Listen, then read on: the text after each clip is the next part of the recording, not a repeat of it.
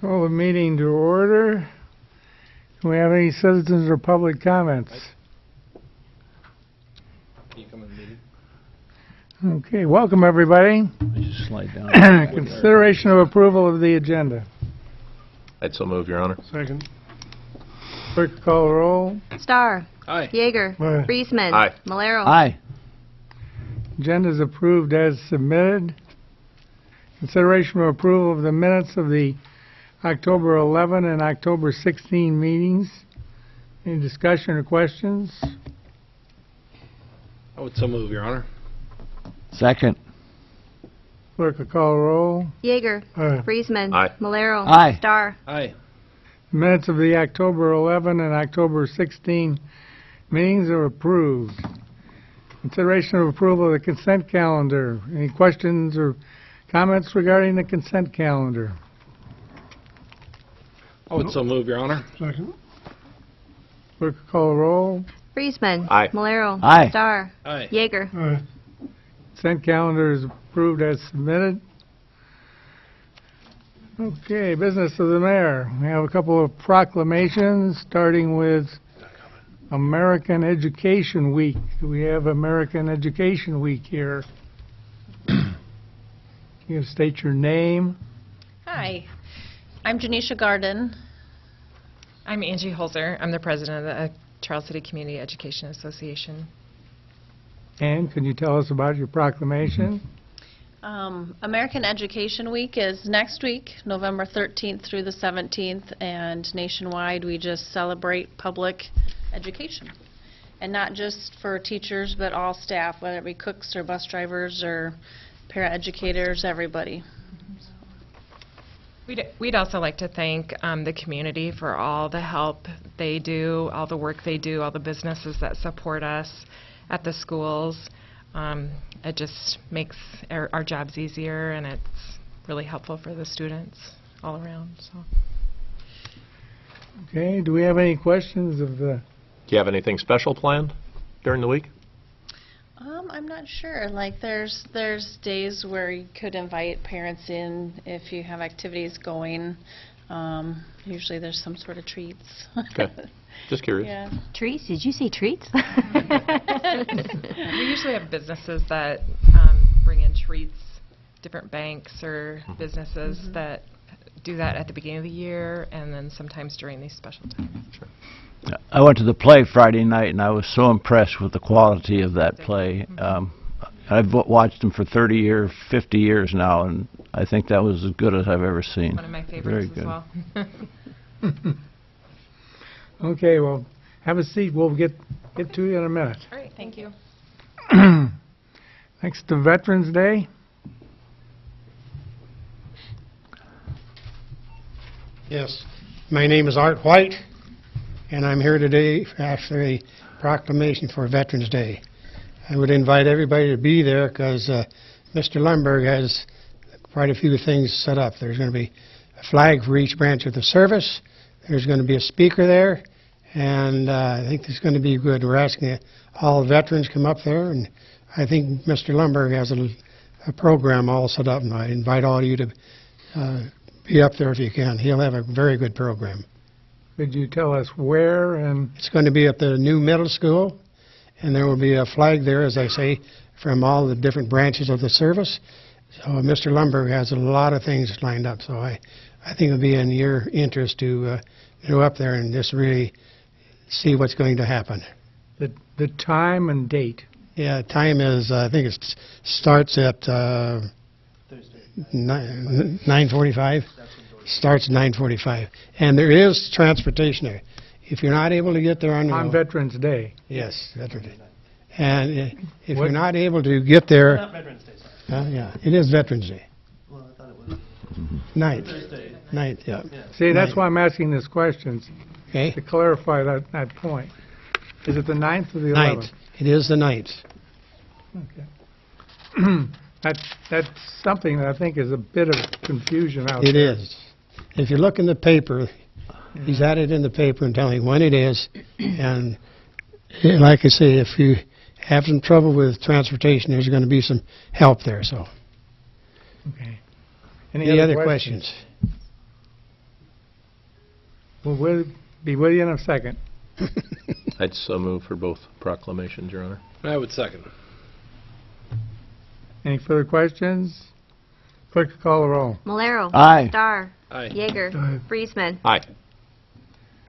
Okay, the proclamations are approved. I'll come down there and read them. Okay, thank you.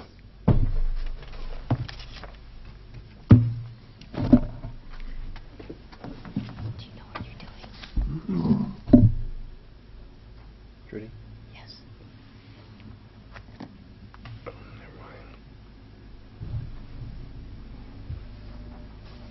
First one, then the other. Okay.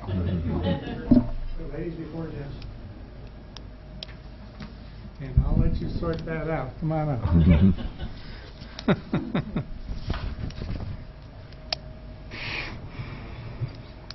I'd start calling them at 6:30. Okay, whereas public schools are the backbone of our democracy, providing young people with the tools they'll need to maintain our nation's precious values of freedom, civility, and equality, and whereas by equipping young Americans with both practical skills and broader intellectual abilities, schools give them hope for and access to a productive future. And whereas education employees, be they custodians or teachers, bus drivers or librarians, work tirelessly to serve our children and communities with care and professionalism. And whereas schools are community linchpins, bringing together adults and children, educators and volunteers, business leaders and elected officials in a common enterprise. Now therefore, I, James A. Erb, Mayor of Charles City, Iowa, do hereby proclaim November 13 through November 17, 2017 as American Education Week in Charles City. And with that, I've signed it.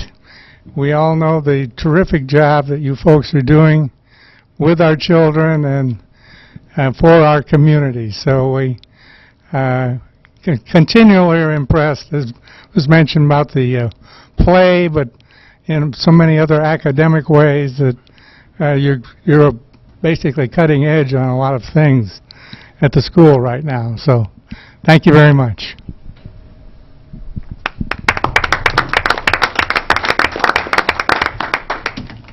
Okay, Art.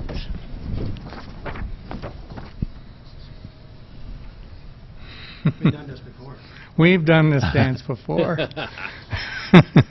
Not the first. Whereas today we are commemorating the 99th anniversary of the signing of the Armistice of World War I on November 11th, 1918.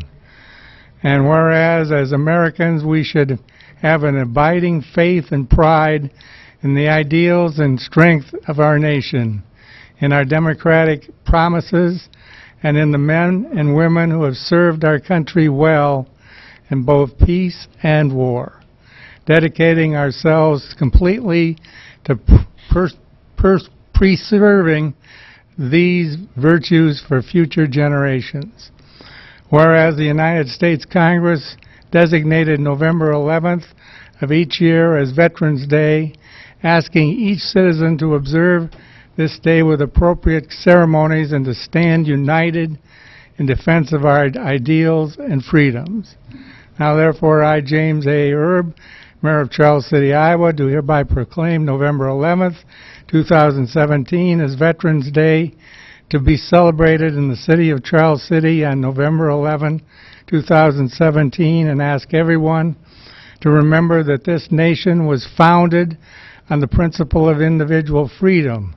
That is, for us, the living, to forever protect and strengthen this heritage, to honor those veterans who have gone before us, to those who are lying in hospitals, and those who are serving in our armed forces today. And as you know, even though we don't have a declaration of war, we're fighting a lot of different places against a lot of different forces of terror. And so we continue to need this kind of dedication to the values that these folks are fighting for. Thank you very much.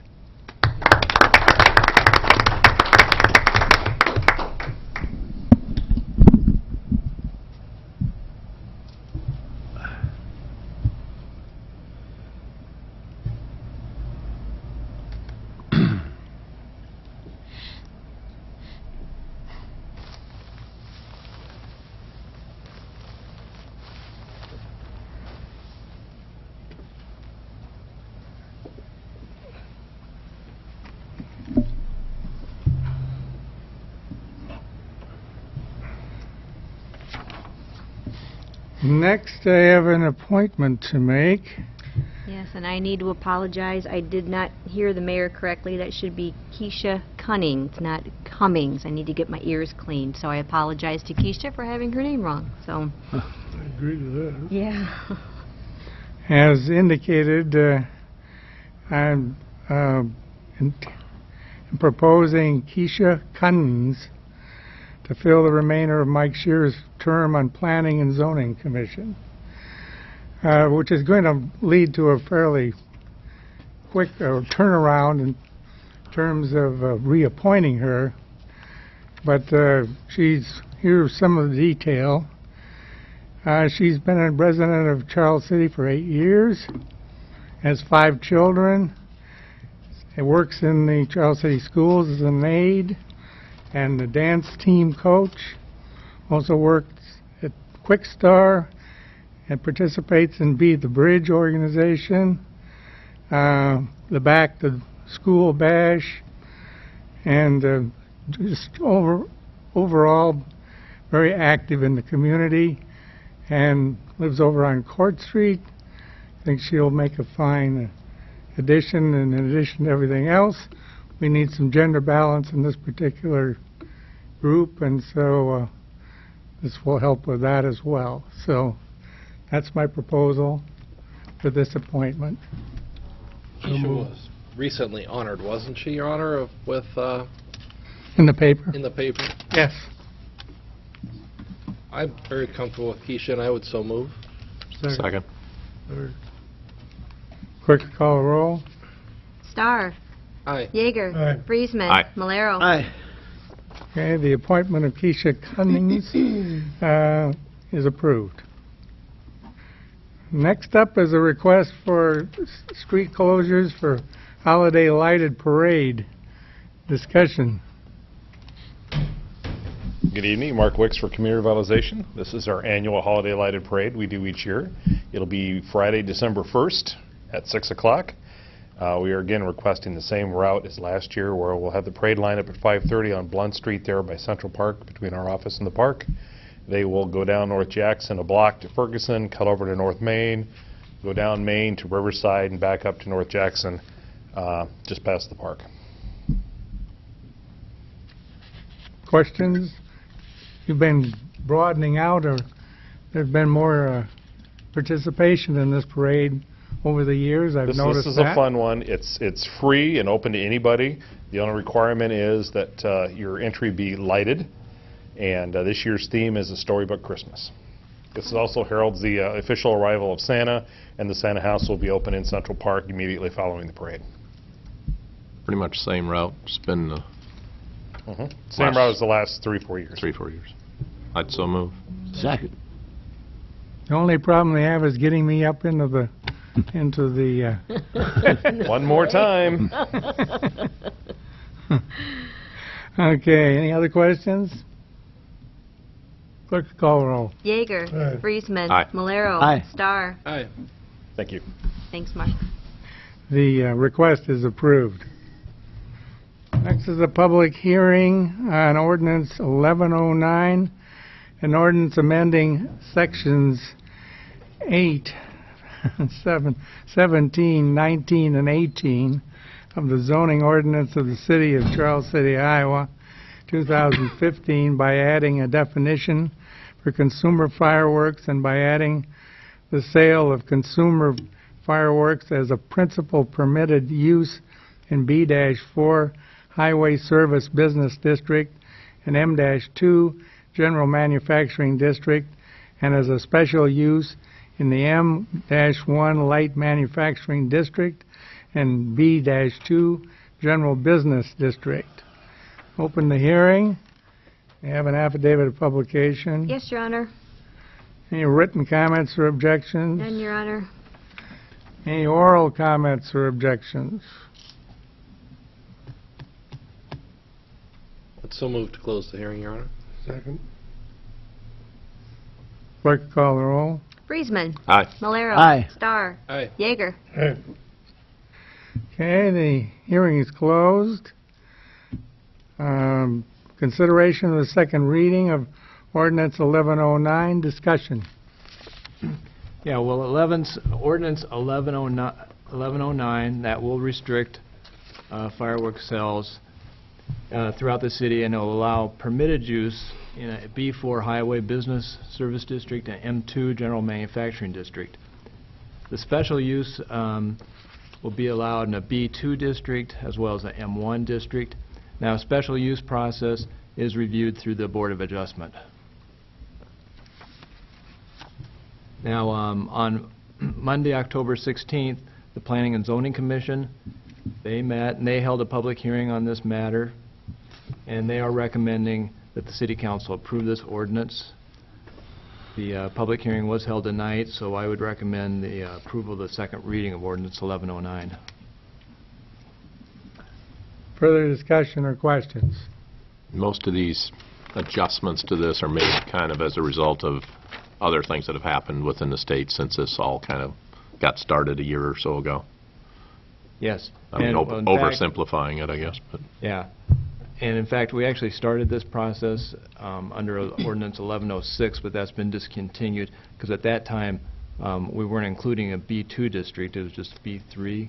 But there are some areas that would be appropriate for fireworks sales, so that's why it was revised. some of this is as a result of clarification that's come out from other parts of the state as far as since the state changed the rules at their level, and we're just kind of getting our ordinance more in line with what's appropriate. Correct, yeah. Initially, there wasn't much guidance on where cities could, what zoning ordinances cities could restrict fireworks to, and since the state law passed, there have been some court decisions, and this was largely a result of those court decisions. I would so move, Your Honor. Second. Clerk will call the roll. Malero. Aye. Starr. Aye. Yeager. Friesman. Aye. Okay, the second reading is approved. We'll have the second reading. Ordinance number 1109, an ordinance amending sections 3, 17, 19, and 18 of the zoning ordinance of the City of Charles City, Iowa, 2005, by adding a definition for consumer fireworks and by adding the sale of consumer fireworks as a principal permitted use in B4 Highway, Service Business District, and M2 General Manufacturing District, and as a special use in M1 Light Manufacturing District and B2 General Business District. Thank you. Public hearing on ordinance 1112, amending section 20 of the zoning ordinance of the City of Charles City, Iowa, by amending provisions relating to accessory structures located in the floodplain and by incorporating new terms into the definitions of the section. And open the hearing. We have an affidavit of publication. Yes, Your Honor. Do we have written comments or objections? None, Your Honor. Are there any oral comments or objections? Move to close the hearing, Your Honor. Second. Clerk will call the roll. Starr. Aye. Yeager. Aye. Friesman. Aye. Malero. Aye. The hearing's closed. Consideration of a second reading of ordinance 1112. Discussion. Yeah, since the city's an active participant in the National Flood Insurance Program, and we also have floodplain permitting authority within the city, we're required to have zoning requirements in our special flood hazard areas. Now, these requirements are included in Chapter 20 of the zoning ordinance, and they also mirror the regulations that the Iowa Department of Natural Resources have statewide. Recently, the DNR informed us that the statewide regulations are changing and that we have to update our ordinance as well. Essentially, the ordinance changes the requirements for accessory structures. Any accessory structure larger than 600 square feet has to meet the base flood elevation requirements. Previously, accessory structures weren't required to be set above the base flood elevation. Also, the ordinance changes the datum that is used in determining elevations. Previously, it was the older 1929 National Geodetic Vertical Datum, and now it's being changed to the 1988 National American Vertical Datum. Now, on Monday, October 16th, the Planning and Zoning, they met and held a public hearing on this ordinance as well, and they are recommending approval of the ordinance by the City Council. You just held a public hearing for this, so I'd recommend approval of the second reading of Ordinance 1112. I think we talked about this a lot at our last workshop, and since it's mandated by the state, I would so move. Second. Clerk will call the roll. Yeager. Aye. Friesman. Aye. Malero. Aye. Starr. Aye. Okay.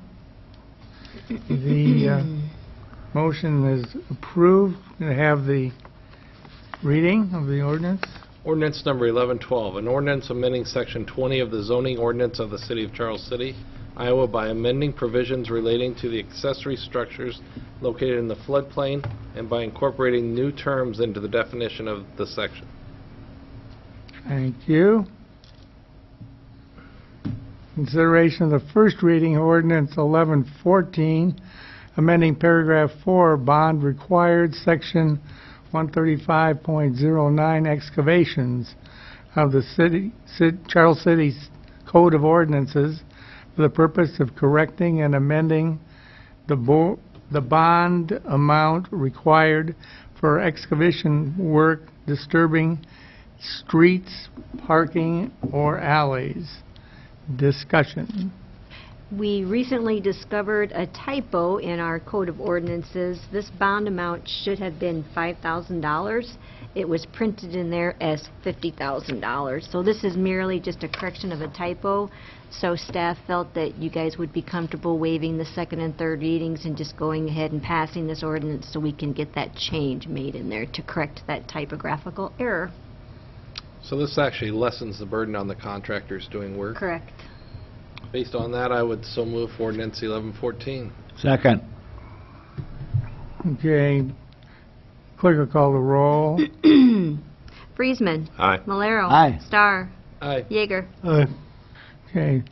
The first reading is approved. We'll have, the way I heard that or read it, we'll have the first reading and then there'll be a discussion on the waiving of the second and third reading. So we'd like the first reading now, Your Honor. Yes. Ordinance number 1114, an ordinance amending paragraph 4, bond required of section 135.09, excavations of the Charles City Code of Ordinances for the purpose of correcting and amending the bond amount required for excavation work disturbing streets, parking, or alleys. Thank you. Next up is a consideration of the motion to waive the second and third reading of ordinance 1114. So move, Your Honor. And I would second. Clerk will call the roll. Malero. Aye. Starr. Aye. Yeager. Aye. Friesman. Aye.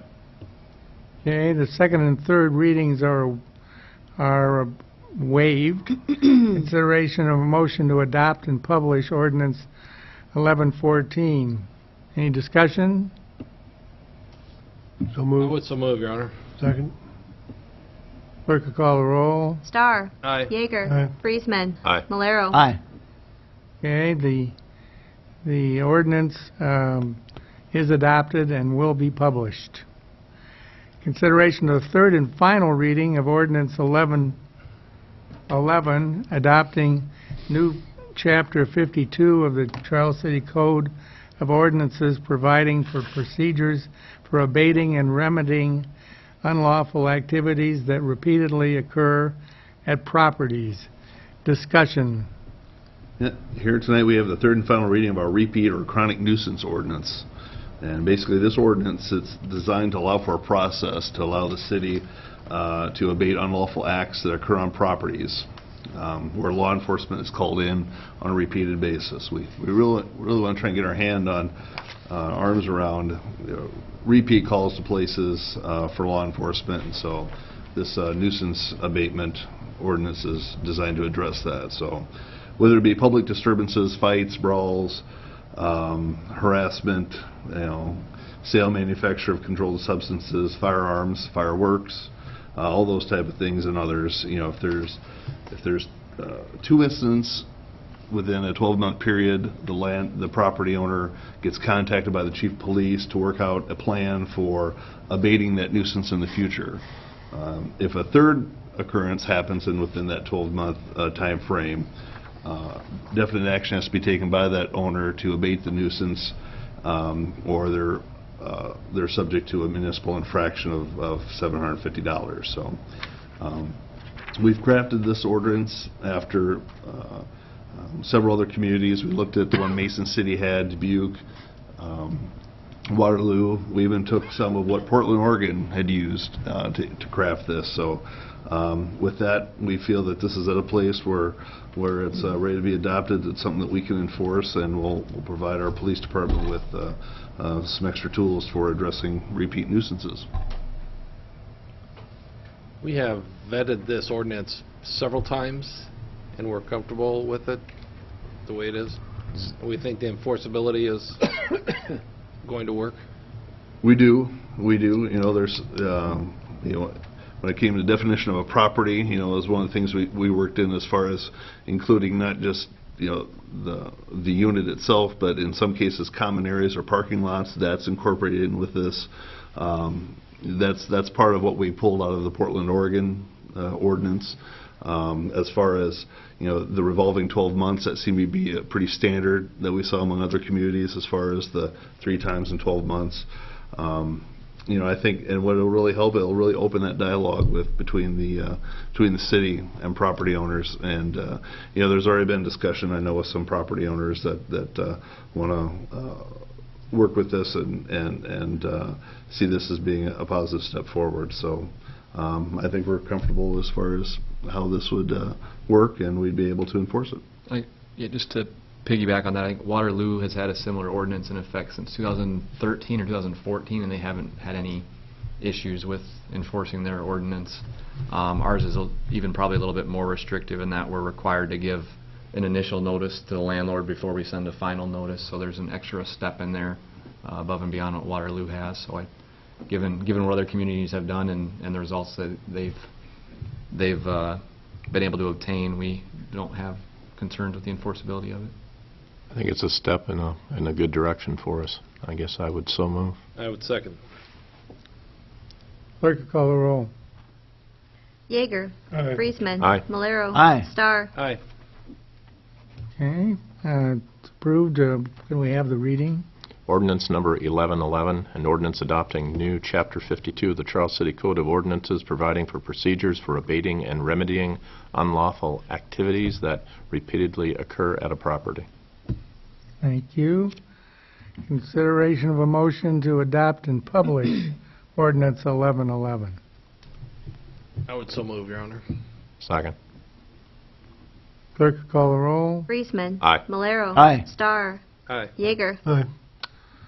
Okay, the ordinance it will be considered adopted and will be published. I just have a quick question, Brad. This does cover businesses as well, too? It's not just residences? Is it businesses, too?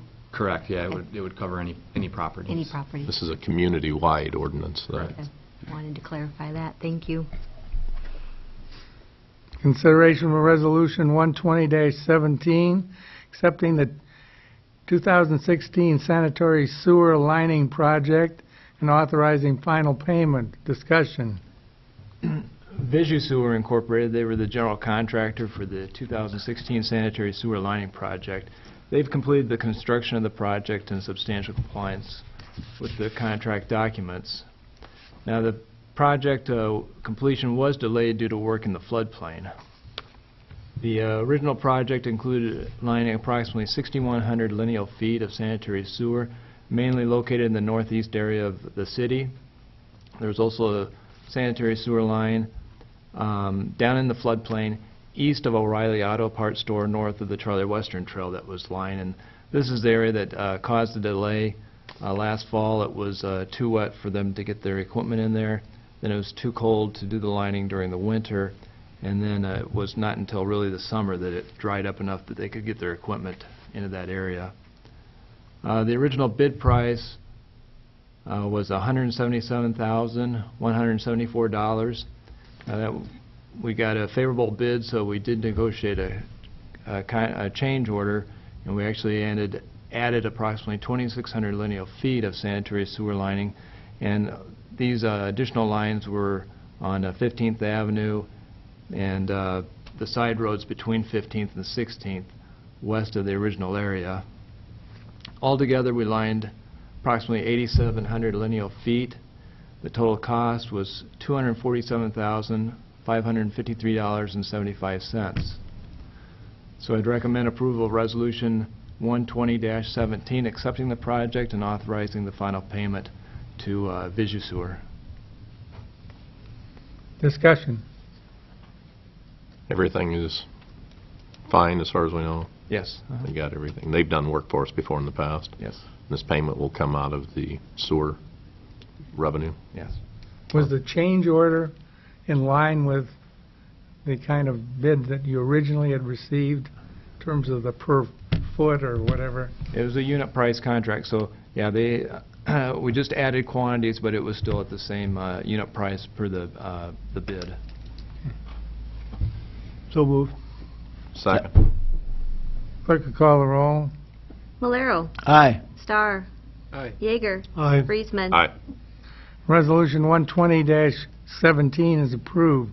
Consideration of Resolution 121-17, approving memorandum of agreement with Army Corps of Engineers regarding the Charlie Western Trail Bridge. Discussion.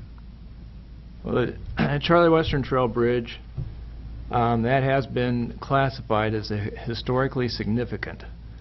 Before the U.S. Army Corps of Engineers would issue a permit for the demolition, they required us to do a historical resources and inventory and assessment report on the trail bridge, and that resulted in its finding to be eligible for listing on the National Register of Historic Places. Now, since the bridge cannot be preserved, the only really reasonable alternative is demolition. Demolition will cause what the Corps calls an adverse impact on the historic structure. So, yeah, Gotta be right. That's I can true. go no. At least we're hoping it does. Need a motion on that? That's their wording. So, in accordance with the National Historic Preservation Act, they're requiring us to do what's called, we have to preserve the bridge. It's called preservation through recordation. And so the memorandum of agreement is actually between the city, the Corps of Engineers, and the State Historic Preservation Office. And the memorandum outlines what the report that the city will provide has to include, and basically it'll have the following items. It'll have photographs of the bridge, any available existing drawings, any available existing historic photographs or illustrations, basic bridge facts, as well as a narrative report. That'll be prepared. They'll be sent in. A draft copy will be sent in to SHPO, the State Historic Preservation Officer. He'll review it, and if it's if he accepts it, then what we'll do is submit a archival copy, a hard copy, as well as a digital copy, and a copy will be kept here in the city, either probably kept in the library or at the museum. Then this Historic State Preservation Officer can he will forward a recommendation to the Corps that that's been met and that they can go ahead and issue a permit. So I'd recommend approval of Resolution 121-17, approving the memorandum of agreement. So how long is this process going to take? I mean, we've been waiting on turtles and all sorts of other stuff, and I guess I'd like an update on where all the rest of this process is at that goes along with this part. Sure. Well, the report would be, I think they thought they'd have it done by the end of the month, and then, you know, then it goes to the end of the state. But they, you know, everybody knows that, you know, it needs to come down, and it's, so they think it'll go fairly quickly through the process. So that'll take care of this part. The turtle part that you asked about, that has been determined as a habitat, and we just have to provide an avoidance plan and the demolition plans. So who's putting together this report then? the historic report, Yep. it's a company called EOR Iowa. Did we contract with them or something, or how did we decide on them, or? Yeah, they were recommended to us as a company that does this, as well as, see, they did the original assessment study. So how much is that costing us? The report itself will be, it's a fee of $5,750. And we get the opportunity to pay for that? Yeah. That's nice. We do. John, if everything would go quickly, will we have this down by spring? Is it going to be sometime next summer, would you guess? Well, they think it would be a good winter work project. So yeah. This winter. If everything goes right, yeah. So probably, you know, later winter it could be taken down. Good. I'd like to see it as quickly as it can, just because I have some concern, one, with the ice that goes down there sometimes, and two, with people crossing or looking at it or whatever we're doing on it. I'd rather nobody get hurt if we can help it. Mm-hmm. And that's a large reason why we put it on the agenda for tonight, because I know we didn't officially take this to a workshop, but I know we've talked about this quite a bit, and we want to keep this moving. So I'd so move. And I would second. Any other comments or discussion? Clerk will call the roll. Starr. Aye. Yeager. Aye. Friesman. Aye. Malero. Aye. Resolution 121-17 is approved. Consideration of Resolution 122-17, approving waiver request from Ongoy. And we have a recommendation from Planning and Zoning. Yes. And what is it? Okay. Well, Ongoy Broadband on North Main. Last year they requested and they received a waiver to delay their parking lot paving, and that went through Planning and Zoning, and it was approved by the council. And that temporary waiver was through September of this year. The parking lot does remain unpaved, and Ongoy, they contacted us, said that their business plan had changed, and they're going to have fewer employees. So since the resolution was there for that waiver, they submitted a second waiver request. On September 25th, the Planning and Zoning Commission, they met to discuss the waiver, and they are recommending, the Commission's recommending, another year waiver. So they're recommending that the parking lot waiver be in effect until September 30th of next year. And we would also recommend approval of Resolution 122-17 approving this waiver request. Discussion? Are they presently using this as a parking lot, or is it just empty? Just empty. That's what I thought. Will this unduly burden the company there? You're asking me that? Pardon me, Keith? Will this unduly burden the company, John, by extending this for a year and not permanently? No, because they came and they asked for the waiver. I would so move. Second. Any further comments or discussion? Clerk will call the roll. Yeager. Aye. Friesman. Aye. Malero. Aye. Star. Aye. The waiver request is approved. Consideration of Resolution 123-17, approving waiver request from Simply Essentials. Again, we have a recommendation from Planning and Zoning. Yes. Discussion? Well, Simply Essentials, they had requested a waiver to delay their parking lot last year as well. And they received a waiver through the Planning and Zoning Commission, and it was approved by the City Council. And it was to be paved no later than August 31st of this year. Obviously, it has not been paved, and Simply Essentials, well, Donnie Peters with Simply Essentials, he came and basically because of budget constraints, he asked that the waiver would be extended until next year. On September 25th, the Planning and Zoning Commission, they met, they discussed this, and received information from Simply Essentials. They are concurring with the request with two other items.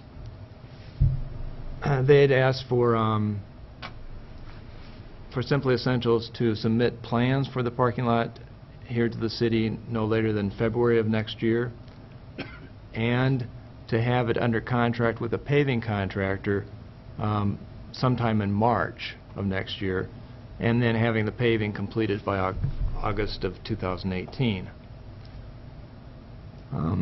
Simply Essentials has indicated that they can meet those requirements, so we are recommending approval of Resolution 123-17, temporarily waiving the parking requirements until August of next year, along with those dates of having the plans in to the city by February and having it under contract sometime in March. If I remember correctly, when Mr. Peters was at the workshop, he didn't seem to think they'd have any trouble meeting those deadlines, if my memory serves me correctly. It was another representative from Simply Essentials, but that's true. They said they could meet those requirements. I'm really pleased that both of these companies came to the council to ask for extensions and follow the program that we have set out. I would so move. Second.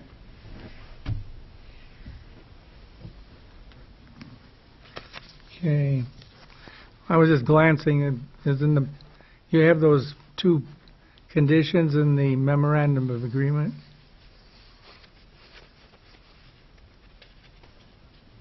In the resolution? In the memorandum of agreement, which is...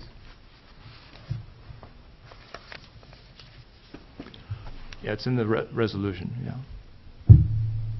I don't think there is is there not, there isn't really no, an agreement. no It's just, MOA, I yeah. think the resolution, I think, Okay. kind of acts that, is that right? Mm-hmm. Okay, as long as you've got it documented someplace. Any further discussion? Clerk will call the roll. Friesman. Aye. Malero. Aye. Star. Aye. Yeager. Aye. Okay. Resolution 123-17 is approved. Miscellaneous correspondence. None, Your Honor. City Attorney's report. None, Your Honor. City Clerk's report. Okay. Oh, nice. Wow. City Hall will be closed on Friday to observe Veterans Day, so thank That's you not to till all of our Saturday. veterans. Hey. Why don't you just take Saturday? The next planning session will be November 15th at 6 o'clock. We will be meeting Wednesday night at 5 o'clock, the RAGBRAI Executive Committee, to meet with all of the grant applicants. We had 17. So we will meet with them and hopefully be able to decide how we are going to divvy up that $20,000 that we have available. So I'm looking forward to hearing about all these great projects. Reminder that tomorrow is Election Day for the city. The polls will be open from noon to 8. And you can also vote in the auditor's office from 8 a.m. to 11 a.m. So I encourage everybody to get out and vote. That's it. Okay. City Administrator's report. Yeah, we've next week we're setting up a couple of tours actually between Fox Engineering and Dan Remrod, our wastewater treatment plant superintendent. They're going to be going down to an area right by the Kansas and Missouri border to check out a couple different wastewater treatment plants in the style of process they use, and there's a couple different types of equipment and processes that we're looking at, and so they're within a short drive of each other to see both those in action. So unfortunately there's nothing in Iowa directly close that models what we're looking at, and part of that is because we're kind of ahead of the curve on a lot of these communities where we're at a point where we need to replace our wastewater treatment plant, and so we're doing it with nutrient reduction and whatnot. So Dan will be down with the gentleman from Fox Engineering next week on Wednesday and Thursday to check out those plants to see what's going to best serve us here at Charles City. Would that also involve the reed bed type thing then? I'm not sure if one of them has a reed bed or not. Most of it is looking at the oxidation ditches as far as whether you have a horizontal turning spinner or vertical and things like that. One of them may have reed beds. I guess I don't know. Right, I'm just curious. I mean, I know that's a big part of what we're looking at doing. Right. So, yeah. Okay. Thank you. The service line program, if you recall, we talked about that a few weeks ago about the city has been approached by National Service Line to basically endorse their program for providing insurance for privately owned service lines that go in from the main into the house. And I know one of the hang-ups from the last discussion was, would the city be interested in endorsing a letter that goes out to every resident about the program, and if we could offer a separate letter in support of the program, and then have basically two pieces, our letter of support and then their promotional piece, and they have said, no, it needs to be one. So I'll have that on the next workshop for us to consider, but just something to keep in mind. They do want to have the city as endorsed on their main piece of marketing that goes out. So Shaw Avenue dump out there, we've got numerous test wells out there for testing groundwater, and we've had some discussion with GHD and the DNR about there's a possibility that we might be able to remove some of those, so which is really good news. So we're going to be moving forward with looking further into that to see what we can do to take those out to eliminate our annual or severely reduce our annual monitoring requirements. At last week's dispatch or communications meeting, the discussion of dispatch and moving it from this location to the new county jail that's been proposed was discussed, and we have formulated, I guess, a subcommittee, if you will, that includes Chief Anderson, John Gore, and myself from the city side, as well as Linda Jaden, supervisor, Sheriff Crooks, and Gloria Carr from the county to get together and talk about to try and quantify the pros and cons of moving the dispatch. If we were to keep it here, if we were to move it, what are those pros and cons? Not just the expense, but some of the implicit costs and things that kind of go with that. So, we're to work between the city and the county and get together and kind of talk about those, and then reconvene at the next communications meeting. So, we'll be working on that as well. And lastly, just report on the national conference for ICMA, City Manager Conference. It was 2 weeks ago. A good conference, learned a lot, got a lot of good ideas, and it's always neat to pick up on new things that are going out and around, not only in the state but in the country that communities are doing. So appreciate the opportunity to go to that, and looking forward to implementing some of the things I've learned. So other than that, that's all I have. Steve, going back to the service line stuff, have we checked with any of our local insurance agents and stuff? Is that something that people can purchase as part of their own homeowners insurance on a local level? I don't know. I've never asked about it. I've never checked. I know there's several companies that market out to communities that offer this service. This is the only one that's been endorsed by the National League of Cities and the Iowa League of Cities, I believe, too, where they insure all the way from the main into the home, and there's differences between different companies. I just think it might behoove us, though, to check with our local insurance agents just to make sure that we're not kind of undercutting them on something that they could possibly provide if people were interested in it. If I remember correctly, I think there was a gap, I guess, so to speak, in your standard homeowner's insurance, where it didn't cover the utilities from the street to the home, and I think that was one of the reasons this company contacted us. I think it'd just be good to check with them. Yep. I think that's a great question. I'll check with my provider and see what You they can can ask do. mine too, but I just think we should from the city standpoint. If we're going to have to, and I think the hang-up that everybody's had is the endorse this thing, but to me, if we're going to be endorsing something, then I guess I'd like to make sure that And that's been a hang-up of every community, of probably the 7 or 8 that I've talked to directly about it. They haven't felt real comfortable with doing that endorsement letter. One community made the suggestion if they had to do over, they would offer to do an endorsement letter rather than be included on the main mailer.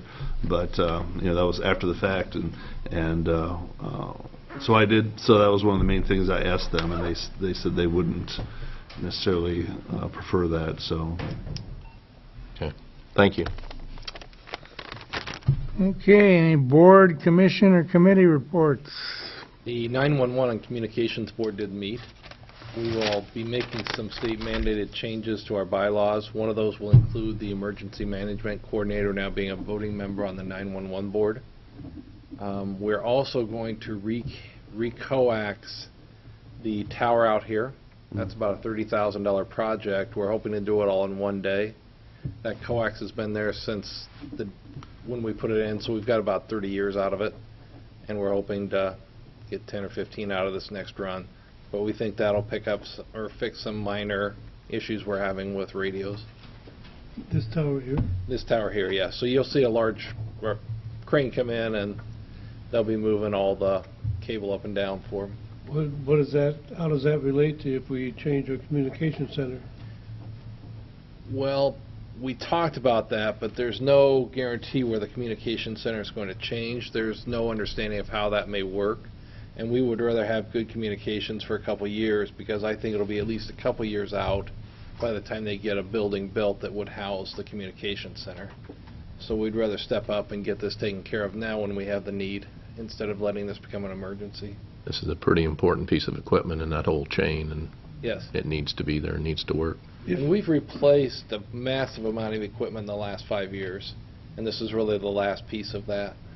If this communication center was to change location, would this tower be able to be used in the present location? We don't know how that'll work yet, because the communication center would certainly be away from where we are. So you would have to use either some direct lines, which we haven't figured out yet, or some electronic movement. And so the answer is we simply don't know how this will fit into the rest of the program. But for now, we think this is a great solution to keeping our quality of service up, which has been really, I think, outstanding for a dispatch center.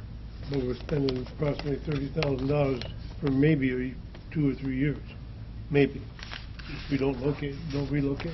Right, if we relocate it, we may do any number of different ways to get the signal out of here, unless we build another tower. And towers are fairly expensive. Yeah, sure. Somewhere, depending on who you ask, but somewhere in the $500,000 range to $750,000 typically. Say So- 500,000 for just the tower is, Right.